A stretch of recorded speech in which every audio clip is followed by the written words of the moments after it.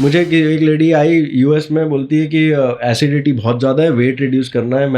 मेरा सबसे पहला क्वेश्चन होता है आपकी लाइफस्टाइल बताइए पहले, क्या अभी आप क्या कर रहे हैं। बोलती है मैं सुबह 6:30 बजे उठती हूँ और तब से लेके 2 बजे तक 12-13 कप चाय पी लेती हूँ। मतलब उसने बाकी सारी चीज़ें बताई, तो मैंने कहा कि आपको रियलाइज़ हो रहा है कि आप मुझसे जो पूछ रही हैं आंसर है आपके पास उस चीज़ का। मैंने मतलब अच्छे से, हाँ अगर आप इतनी बोल रहे हैं मुझे एनर्जी चाहिए, काम करना है इतना, बेटी को मैं अकेली ही कर रही हूँ, सिंगल मदर हूँ, तो मैंने कहा कि पर कब तक कर पाओगे ऐसा। उसको लग रहा है चाय से उसको एनर्जी मिल रही है। हाँ नहीं, काफी लोगों को ऐसा होता है कि चाय को भी है ना, चाय पीने के बाद ही पर उनका वो आप दिमाग कब तक काम कर करता पाओगे। है। एक पॉइंट के बाद बॉडी आपकी बॉडी, आप भले इसको एक्सेप्ट करें या नहीं करें, डिटीरियोरेट हो रही है, आपकी बॉडी यंग नहीं हो रही है। हाँ ये बात तो सही है। तो उसको मेंटेन करने के लिए आपको कुछ तो करना पड़ेगा, वॉक करना पड़ेगा। मुझे कोई एक स्टूडेंट आई क्लास में, बोल रही है कि वेट रिड्यूस करना है, प्रेगनेंसी के बाद बहुत वेट बढ़ गया है। तो मैंने कहा अभी आप क्या करते हो, फिर मैंने पूछा वॉकिंग करते हो, बोलते 1-1.5 साल से वॉकिंग की ही नहीं है, मतलब बाहर जाके स्पेशली वॉकिंग नहीं की है। मैंने कहा कितना बड़ा प्रॉब्लम आपके लिए खड़ा कर रहे हैं। 35 साल के, 35 भी नहीं, उससे भी कम की होगी। तो वॉकिंग है ही नहीं, घर में जितना कर लिया उतना कर लिया। मैंने कहा कम से कम 1 घंटा वॉक करना चाहिए आपको, और walking is not a substitute to practice also. बहुत लोग सोचते हैं योगा कर लिया वॉकिंग की जरूरत नहीं है, वो भी उतना इंपॉर्टेंट है। और ये भी जॉइंट्स को लुब्रिकेट करना है, आपको प्रैक्टिस करनी है, अच्छा खाना खाओ, थोड़ा सा बेसिकली वही है माइंडफुल लाइफ। एक चीज सिर्फ बोलना चाहूंगा कि our body is not designed to sit for so many hours. आजकल जो हो गया है ना, जो आईटी कंपनीज, मेरे पास बहुत स्टूडेंट्स आते हैं आईटी में काम करते हैं यूएस में, बोलते हैं नेक पेन है, बैक पेन है और सारा। तो बॉडी डिजाइन नहीं हुई है कि आप इतने घंटे बैठो। अब नया चालू हुआ है यूएस में भी, और यहाँ भी शायद हुआ है कि वो अब स्टैंडिंग डेस्क रखने लगे। तो उनको लगता है कि हम अच्छा कर रहे हैं बॉडी के साथ, वो भी प्रॉब्लम है। वही प्रॉब्लम है, सही में स्टैंडिंग ही तो है। हाँ, खड़ा ही तो है बैठे की जगह। वॉक कोई नहीं कर रहा है, स्ट्रेच कोई नहीं कर रहा है। सो बेसिकली बस बोलने का मतलब ये है कि हर घंटे पानी पियो थोड़ा सा और स्ट्रेचिंग करो। तो बेसिकली जो एक, क्योंकि बहुत लोगों की मजबूरी भी है कि यार काम करना है और काम करना इम्पॉर्टेंट है उनके लिए, एज ऑफ नाउ उनको वही आता है, तो करना ही पड़ेगा पैसे कमाने के लिए। सो उनके लिए भी कुछ ना कुछ एक्सरसाइजेस होंगी। 5 मिनट निकाल सकते हो यार हर 1 घंटे में। डेस्क पे बैठ के, डेस्क पे खड़े खड़े भी आप स्ट्रेचेस कर सकते हो ना। कर सकते हैं, 5 ही मिनट की बात है। वो आलस है जो हम सोचते हैं कि यार मोबाइल में पहले देख लें क्या चल रहा है, बाद में इस पे ध्यान देंगे।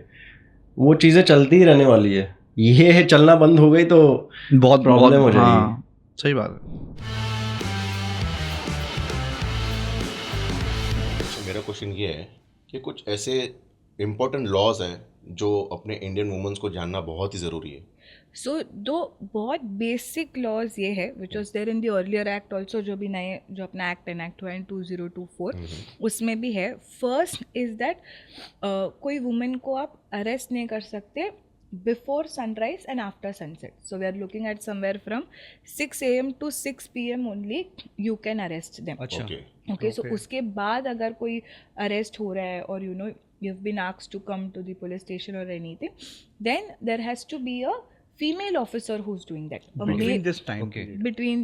Between this time. So 6 AM to 6 PM, it's all normal, broad daylight. Even anyone a male can arrest. Anyone. Like even the male officer can arrest. Without a female officer. Without a female officer. Okay. And अगर उसके बाद हो रहा है, that is after sunrise, you know, after 6 PM. After 6 PM अगर हम लेते हैं तो then there has to be a female officer जो ये प्रोसीजर कंडक्ट कर दें। Okay. And ideally the law does not advice कि आप ये करो, बिकॉज जो वुमेन है उनका safety and being the Paramount importance वो लोग नहीं अलाउ करते हैं। तो अगर आपको करना भी है, इन सर्टन स्पेशल केसेस अगर हो जाता है कि नहीं इस पर्सन को अभी अरेस्ट करना बहुत ज़रूरी है, in that scenario you have to go to the court.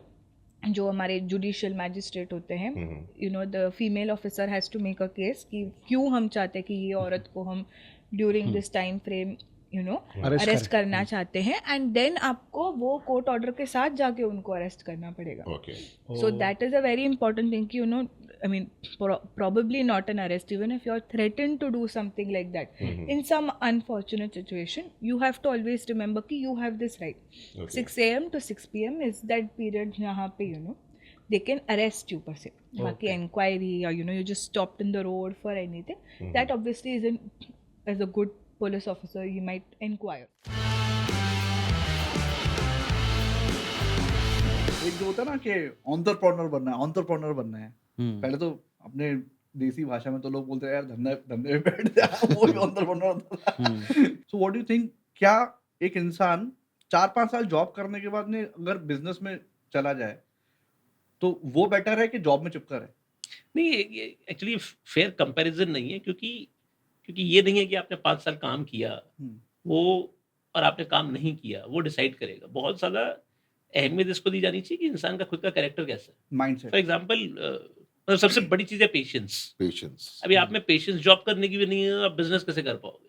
Very true. Job में इम्पेशेंट होना क्योंकि आप कुछ करना चाहते हो और आपको करने नहीं दिया जा रहा है, एक स्टोरी है, बट पेशेंस ही नहीं होना और हर चीज को गलत तरीके से देखना दूसरी चीज है। क्योंकि एंटरप्रेन्योर की जर्नी बहुत ही मुश्किल है। हाँ। वो बहुत ही रियल में बोलते हैं लोनली है, क्योंकि क्या होता है कि आप जिस राह पे चल रहे हो, आपके जो अगेंस्ट चीजें हो रही है, you have to find your own ways. Yes. You will talk to people, you will talk to your spouse also, friends also. At max आप क्या सुनना चाहते हो कि don't worry, things will happen, but they may not have the answer they might, because you are living in very complex scenario, in case you got problems with your employees, you got problem with the process, you got problem with clients, you got problem with payments not coming on time, that 20 things that are playing in at times, उसमें 10-12 चीज साथ में ही आ जाती है। हाँ, तो आप किसी को बोलोगे कोई क्या रास्ता दिखा पाएगा आपको? तो बहुत बोलेगा सारे अरे आपका hurdles हैं। पैसा नहीं है, क्रेडिट ले लो। अरे क्रेडिट कहाँ से ले लूँ, ऑलरेडी मेरा हाँ, लिमिट पहुंच चुका है। तो मुझको ही हर तरीके के आंसर्स देने पड़ेंगे अगर कोई मुझको डायरेक्शन दे रहा है, तो मुझे लगेगा ये क्या हो रहा है। तो मोस्टली एंटरप्रेन्योर को बहुत ज़्यादा खुद पे भरोसा होना चाहिए, खुद पर बिलीफ होना चाहिए, लॉन्ग टर्म प्ले करना चाहिए, पेशेंस होना चाहिए, और उसका रीजन होना चाहिए क्यों करना चाहता हूँ। किसी कोई बोलेगा इजी मनी है करना चाहता हूँ, कोई easy money, Easy money there is तो नथिंग तो कुछ कॉल्ड नहीं है। Easy money anywhere. Even in job. या मैंने ऐसे कई बार सुना है कि जब हम हॉस्पिटल में जाते हैं, अगर हमारे पास मेडिक्लेम है तो ऐसा बोलते हैं हमारे पास अगर मेडिक्लेम है ना तो हॉस्पिटल वाले जानबूझ के ज़्यादा बिल बनाते हैं, और हमारा नहीं रहेगा तो मतलब बच जाते हैं हम लोग। नहीं ज़्यादा नहीं खर्चे नहीं से। एक्चुअली ऐसा है ये क्या? ये बात आपकी सही है कौशल भाई। ये आपने जो बोला ना, ये कौशल मिथ है। एक्चुअली बहुत से लोग हमारे पास जब आते हैं ना तो उनका मेडिक्लेम होता है। मजे की बात है, सुनना, उनका मेडिक्लेम है, वो हॉस्पिटल में डॉक्टर के पास जाते हैं, डॉक्टर उनको पूछता है आपका मेडिक्लेम है, वो जानबूझकर बोलते हैं नहीं है। अच्छा। पता है क्यों? क्योंकि उनके मन में ये मिथ है अगर मैं इसको बोलूंगा कि मेरा मेडिक्लेम है तो ये मेरा ज्यादा बिल बनाएगा। हाँ, क्योंकि मुझसे तो मिलेगा नहीं, कंपनी देगी, तो कंपनी को फाड़ो बिल जितना फाड़ना है, ऐसा हम लोग सोचते हैं। ऐसा सोचते हैं। बट ऐसा सोचते हैं, वो बताता नहीं, but actually this is not the fact. I tell you the reason. अगर आपका मेडिक्लेम है तो आपका अगर आप किसी अच्छे हॉस्पिटल में गए हो जहाँ पे कैशलेस फैसिलिटी है, वहाँ पे आपका बिल कम आएगा। रीजन मेन क्योंकि यहाँ पे कैशलेस फैसिलिटी होती है। तो जब एक हेल्थ इंश्योरेंस कंपनी उस हॉस्पिटल के साथ में अगर कैशलेस फैसिलिटी देने के लिए तैयार करती है, टाई अप होती है, तो उनके बीच में एक अग्रीमेंट होता है कि हम आपको इस चीज के लिए इतना ही पैसा देंगे, हम आपको इस चीज के लिए इतना ही पैसा देंगे, ठीक है। और क्योंकि हेल्थ इंश्योरेंस कंपनी जो होती है वो सैकड़ों हॉस्पिटलों के साथ डील कर रही होती है, तो उनको पता होता है किस चीज का कितना पैसा लगेगा, तो उन लोग उसी हिसाब से उसको देती है। बट बीइंग अ लेमैन हमको नहीं पता होता किसका कितना पैसा लगेगा। जैसा मेरे साथ एक लाइव एग्जांपल हुआ है, मेरे एक क्लाइंट का वो ही वाज हॉस्पिटलाइज्ड, अच्छी मतलब वेल टू डू पर्सन था। तो जब उनका डिस्चार्ज का टाइम आया था तो वो टाइम पे कुछ 1-1.5 घंटा लगता है अप्रूवल आने में, तो वो इतना इन पेशेंट था कि उसको 1-1.5 घंटा भी रुकने को नहीं हो रहा था। अच्छा। और बिल बहुत ज़्यादा नहीं था, तो मेरे को बोला कि सचिन भाई बहुत टाइम लग रहा है यार, एक काम करो आप पैसे दे के मेरे को फ्री कर दो, हम लोग बाद में रीइंबर्समेंट ले लेंगे। तो मैंने देखा कि उसका जब कैशलेस का बिल था वो था करीबन कुछ 1,10,000 रुपए का। तो मैं हॉस्पिटल में गया, मैं खुद ही उधर खड़ा था, तो मैं हॉस्पिटल में गया, मैंने बोला एक काम करो, थोड़ा अप्रूवल आने में टाइम लग रहा है, 1,10,000 रुपए ये कार्ड से स्वाइप कर लो और हमें डिस्चार्ज कर दो। तो बोले सर आप कैशलेस में नहीं ले रहे हो क्लेम, आप खुद पेमेंट कर रहे हो? मैंने बोला हाँ हम खुद कर रहे हैं। तो बोले then your bill will change. मैं बोला ओ अच्छा, मैं आपको अपफ्रंट पेमेंट दे रहा हूँ, अभी की अभी पैसे दे रहा हूँ, तो मेरा बिल कम हो जाएगा, राइट? बोले नहीं सर, आपका बिल बढ़ जाएगा। और वो बिल बढ़कर 1,10,000 से 1,40,000 हो गया। क्या बात कर रहे हैं? This is a life scenario which happened with me. तब मुझे पता चला कि कैशलेस में क्योंकि हॉस्पिटल और इंश्योरेंस कंपनी का अंडरस्टैंडिंग होता है, वो उनसे कम पैसे चार्ज करती है। लेकिन जहाँ पे अंडरस्टैंडिंग नहीं है, लेमैन के पास अगर पैसे आ जाते तो आपका बिल बढ़ जाता है। मेरा आखिरी मैसेज मैं ये देना चाहूँगा कि इस दुनिया में अगर आपको कोई भी चीज़ खरीदनी है तो आपको क्या चाहिए?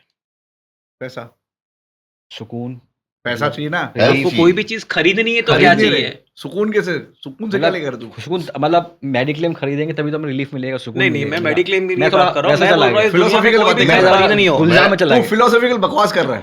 गुलजार में चला गया। तू यार स्कूल टाइम याद दिला रहा है यार। स्कूल में ऐसे ही किया करता था ये। हाँ। सबसे पहले हेल्थ अगर अच्छी रहेगी आदमी की तो वेल्थ कमा सकता है आदमी।